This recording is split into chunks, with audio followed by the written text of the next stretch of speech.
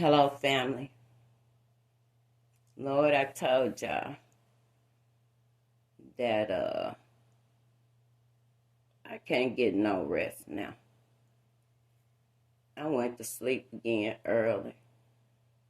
Cause now I don't I'm retired now, so I'm not on nobody's time. So I can go to sleep when I get ready, get up when I get ready. I'm not on nobody's time. Thank God, because it took a long time for me to get to a place like that. But what I want to share with the family. When I woke up, a movie was on, and it was called The Rapture. And we know that the rapture, it's been talked about how in the end times, when the rapture comes, then that's supposed to be God rapturing his children up out of here before it get real bad, right? Before it go down. Before it go down. Come on, somebody. That's what it's always been about. There's few movies out on the rapture. I had never seen this one either. It's real good. Made me think.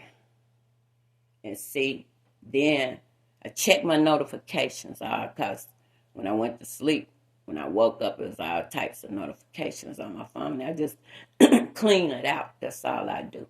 Okay, clean all this stuff out.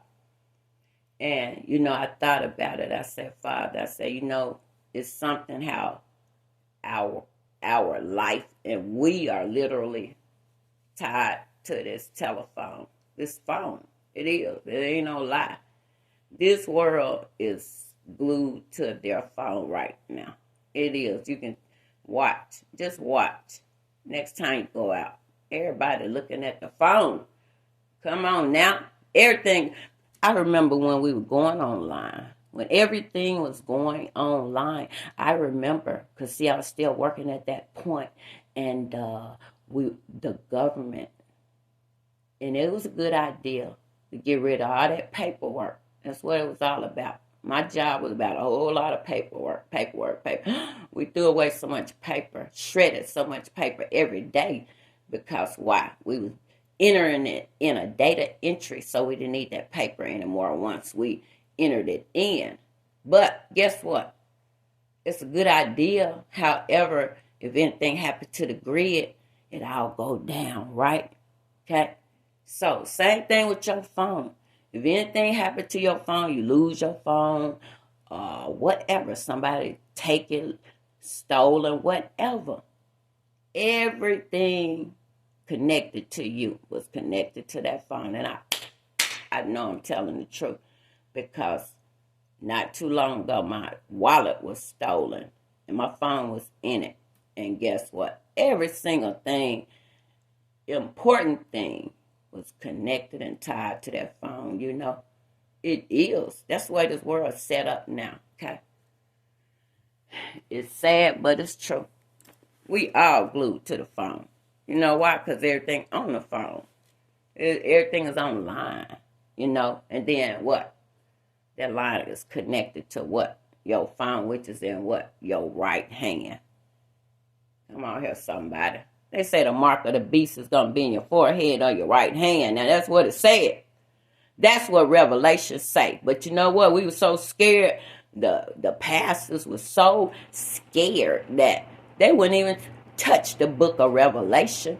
Nobody been preaching out of Revelation. Nobody. I am a witness, a living witness, okay? I live long enough to see enough of this stuff. And we've been saying that we at the end times, these are the last days. We've been saying that in church for so many years. But you know what? We really there now. We are really, truly there. Last day, end time. What Michael Jackson say? This is it. I need to listen to that song. Come on. I need to listen to it. It was a saying that the message is always in the music. Okay? That's a powerful truth saying. We just got away from everything because we got all caught up in the cares of the world. The Bible talks about the cares of the world. Okay? What's the cares of the world? Mundane, everyday stuff. Rent, light bill, water. Hopefully, you had to have those things to survive. And just the basic necessity. We ain't even talk about becoming no big success for nothing. We just talk about just surviving every day. And I'm talking about having what you need. I'm not talking about just getting through life existing. I'm not talking about that. I'm talking about having your basic everyday needs and having them. And nothing missing, lacking, or nothing broken, what the Bible say. But there ain't too many families I can say that about. That ain't nothing missing, nothing lacking, and nothing broken. I don't know too many families myself that I can say that about. Okay? Ecclesiastes 4:10. Lord, this is what I came here for. I heard a story. I also, when I woke up, I heard this sad story online about this gorgeous young lady. She was programmed like we all have been. The American dream, work hard, you can have what you want, the big house, the big car, the happy family, the picket fence, the dog, all that, okay? It's supposed to be the big American dream. Okay. Young lady, she gorgeous. She felt like I felt at one point. I can't even say nothing about that baby girl because I felt the same way. Those of us that wanted some kind of something better in life than what we had witnessed from the early 60s after civil rights movement. If anybody remember that. Come on, that was Martin Luther King marching and all that. For everybody what do you say, the black man, the white man, the yellow man, we could all hold hands and we could be free, all that stuff, okay? You remember that stuff just like I do. Is it happening? Is it happening? Okay, I don't think so. But anyway, that's what it was about, okay? It was the early 60s. Then we went into the affirmative action. All that happened. Okay. Then we went into equal opportunity. What that's saying, that we all should have equal opportunity when it comes to the things in life, employment, whatever. Owning a house, ownership of anything. Okay. That's what it say. Equal opportunity. That's what it say. But is it really equal? Even today. Is it? I'm going to let you answer these questions. I'm not going to answer it. I feel like Noah. Boy, I feel like Noah. Bible said Noah preached over 100 years. That's what it said. He preached it was going to rain. What did he preach? It's going to rain. That's what he preached. It's going to rain. At that point, it had never, ever rained before. At that point, if anybody ever searched this word, at that point, when Noah was talking about it's going to rain, you better get ready and bear this in mind. God told Noah, come on. Do you remember that song? Come on. He said, won't be water, but fire next time. And then he put a rainbow sign out there. Come on, all that's hooked to that. All of that. I know you heard it like I have. I'm not wasting time on that, but this is so real. What's real? Where we are now. After 2020, if you think it didn't change, I told everybody. I was still working myself. I told everybody. I've been working for Uncle Sam. I have been working for him. So I get to see it. I get to see a lot. But it's nothing to tell what you don't already know. You see it. We living in it every day. It's nothing for me to say, okay, that you don't already know. I'm wasting my time on that. But I can tell you this, though.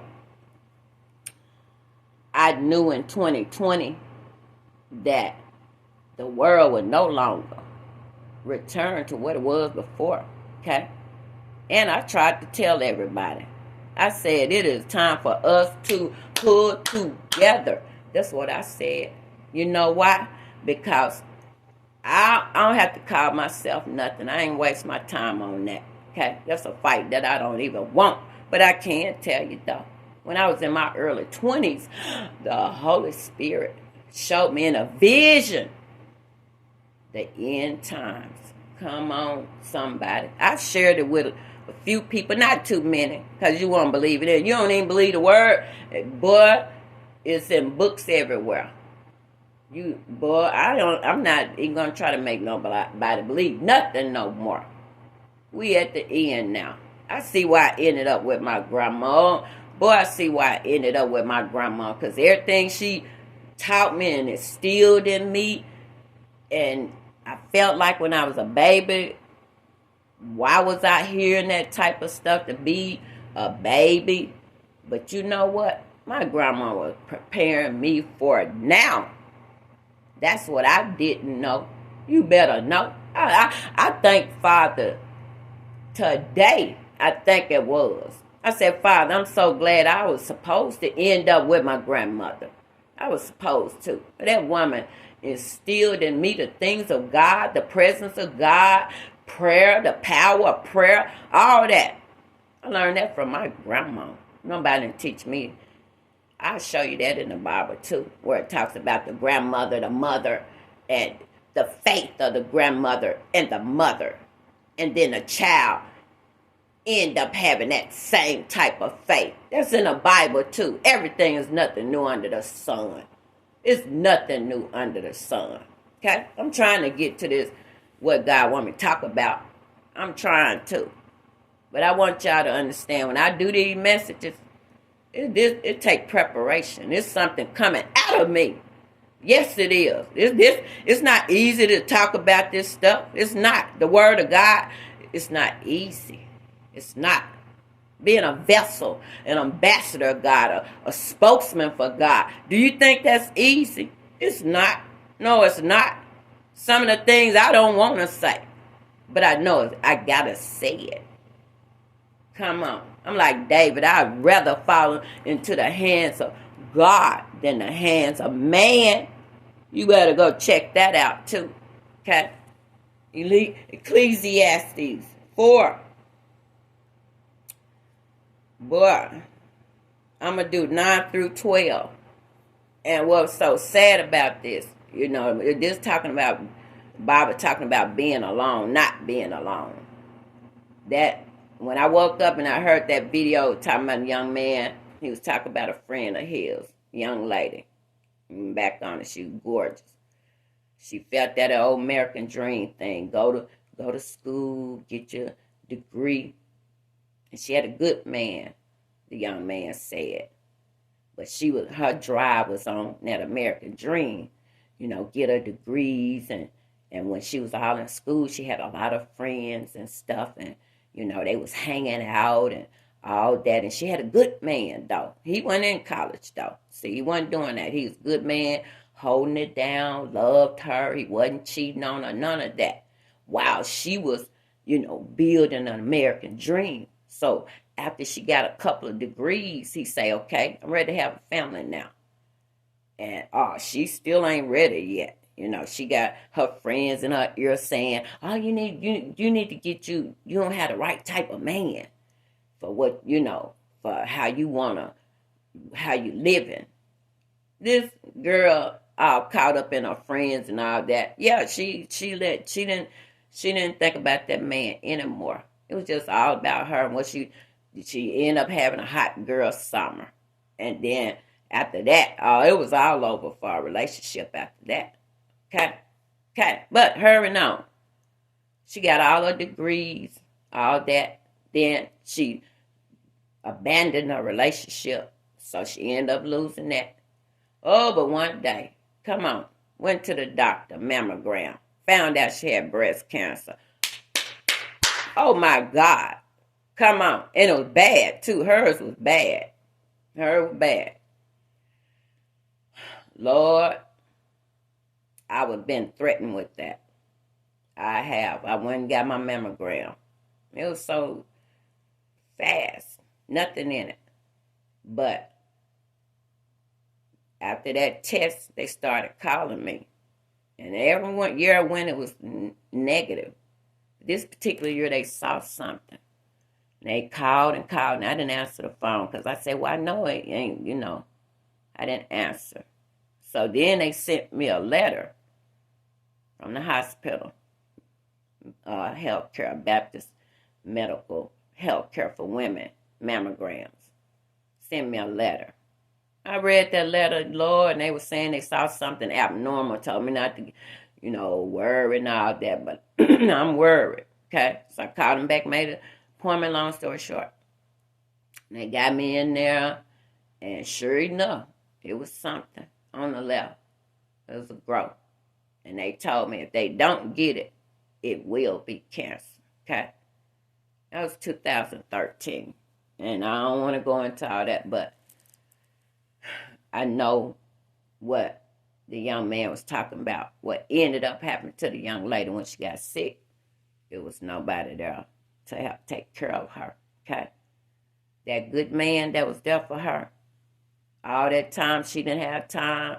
He got ready, he wanted to have a family. I'm not ready yet. I got some more, I got some more working to do on my life. So she didn't have time. She just didn't have time. The man went on with his life. God let another woman come. And he ended up with somebody that had time for him. Okay? And then now, she's sick though. And nobody there to take care of her. The young man said, this is a true story. The young man said that the young man that she was involved with, by that time, it's years to pass. Well, he was going to be there. And anybody know anything about any type of cancer disease, Lord, once they start treatment, that's when it really get bad. That's when you really come alive, I feel like. That young man said she got 2 treatments. And it was so bad, her little friend left her, okay? Say couldn't do it, okay? So that's what this message is all about this morning. That man talked about relationship equity. Oh my God, that hit me so powerful. I said, Father, you know what? Most of us don't have that relationship equity. That means where you have, just like you worked on trying to get a degree, you worked on trying to get that big house, you worked on trying to get that big car, you worked on trying to get that big bag of money, but you didn't work on love and relationship though, okay? That wasn't important to you. Just like baby girl. You know what? I was programmed just like she was.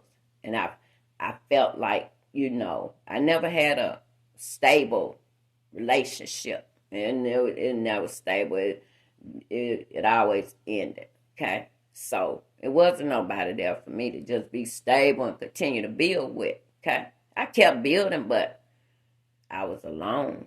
You see? And I myself can tell you what it is, trying to survive alone. And then making sure that everything is there. Okay? Nothing missing, nothing that. Oh, I had to work double. That's what that is. And that's what my children don't understand. They never have understood it. And that's one of the things that the problem that I had, that they didn't understand. That when their daddy wasn't there, I got to do double now. You see? To make sure, because I want to make sure that they didn't lack, at least for the basic physical things. But guess what? I'm just one person. So guess what? I can't be 2 places at one time. I can't be at home, lovey-dovey, and then bring the bacon home too. I couldn't, So I did the best that I could. And that's all I'm going to say about that. Okay? And I'm moving on with my life. We all should. We're at that hour now. Come on. God is on his way back and real soon. Sooner than we think. You better know that. Okay? That boy, I had to say all that. I ain't even got to it yet, but I had to say it. It was on me so bad. All this, Lord, it was cloudy again yesterday. It's supposed to be sunshine. That's what it was in the forecast. But you know what? It's the emotions of the people. I already know what it is. I can feel it. I can feel it. You have to know nature too. That's spiritual. Boy, it was so cloudy. And I can, like I said, I can feel the urgency, the needs of the people right now. I can literally feel it. Okay? And I'm going to do my part. Ecclesiastes 4:9. And this is dealing with friends and family gives strength. Okay? Let's say all that. This is the meat of it, though. Verse 9. Two people are better than one because they get more done by working together. Okay, this is everyday study edition, this Bible here. Okay. 10 say, if one falls down, the other can help him up. But it is bad for the person who is alone and falls. I know I'm right about it. I have seen it. I have witnessed it with friends, myself, couples. I got friends, both couples got chronic illnesses at the same time. They were helping each other. Come on now. Cancer, bad, real bad. The husband and then the wife, she had a autoimmune deficiency. Her nervous system all jacked up. These young people too, younger than me now. But you know what they did? Same thing I did. Going to work every day, working these jobs. Not going home, trying to get overtime. You need that. Try to get a little bit ahead. But you know what you're doing? Tearing your body down. We didn't know it. We didn't know it. I feel like we were on adrenaline a lot of times. Okay? This stuff is real. And now my people I knew, couples, they're sick now. One of them sick, or both of them sick. And guess what? Some of them, they not even together no more. They sick by themselves. When I got so sick that time, it was back in 17 when I was diagnosed with my pressure was out the roof. It was so, that's all I was doing. I wasn't doing nothing else. Working, going to school, doing the best I can for my last baby girl. You know, make sure we okay. Okay? And all of a sudden I fell ill. Okay? It was all of a sudden. I got to work one day. I couldn't even walk inside. It was like that. I was so weak. I was about to pass out. And fortunately, when you step out the elevator's walls all right before you walk in. And I was able to get up against one of them walls. And then I had to wait for somebody to walk by because I'm so weak I'm about to pass out. Okay? It was my heart. Okay? Pressure was so bad, it was affecting my heart. And somebody walked by. And when they did, they saw me. And they knew I needed help. And that's how I started getting medical attention.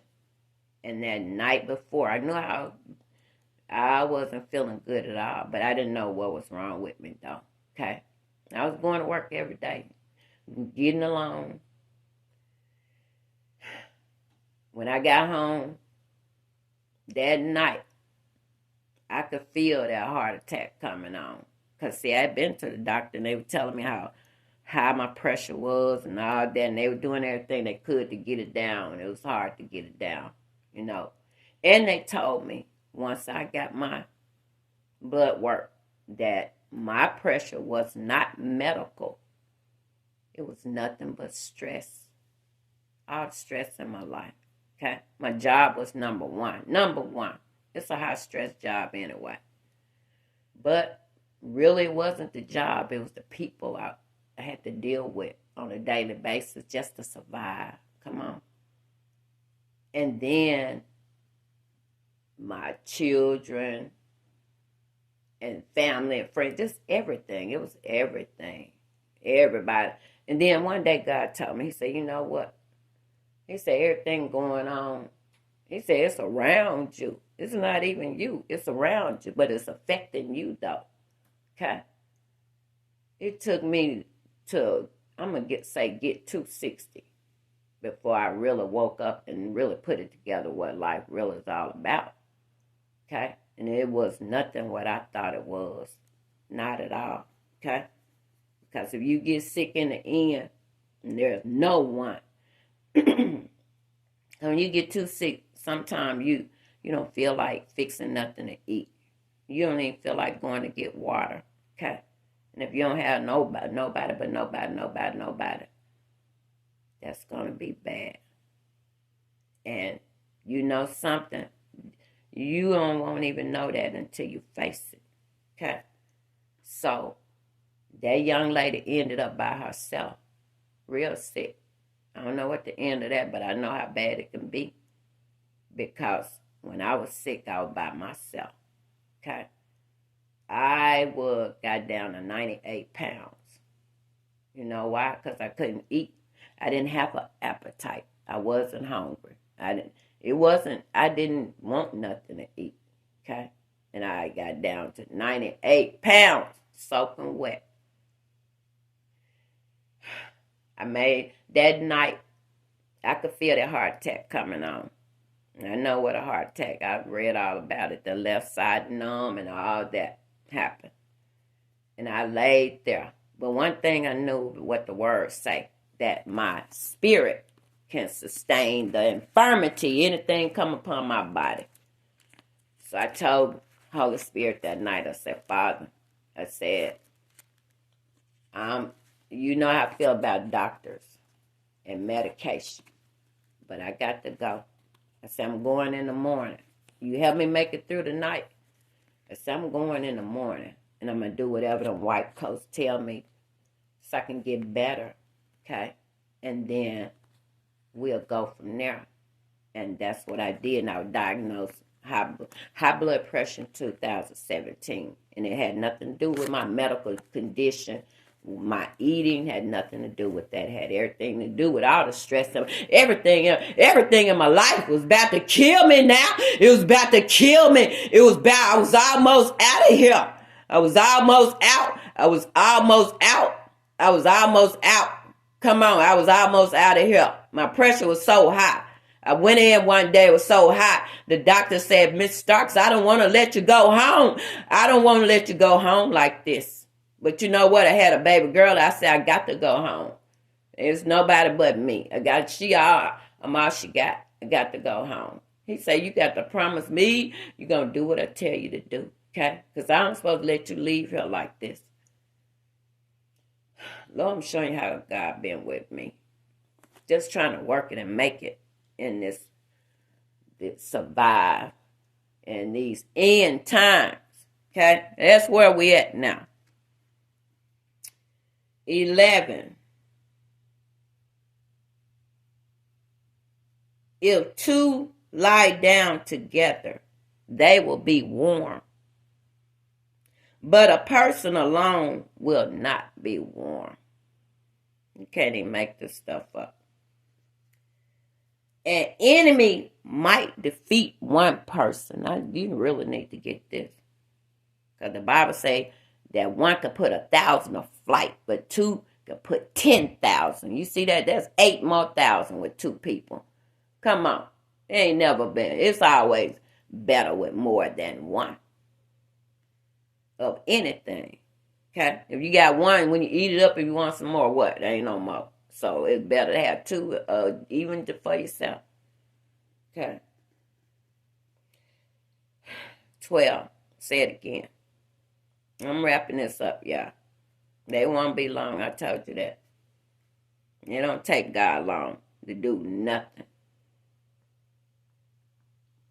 An enemy might defeat one person, but two people together can defend themselves. I said it the other day when I was telling y'all about how even Jesus at the end, he said, when he commissioned, he taught the disciples, he said, now it's time for y'all to go teach. He sent them out 2 by 2. Come on. Detectives, I told you that. The police department. They got to have a what? Partner. Yes, you need somebody else.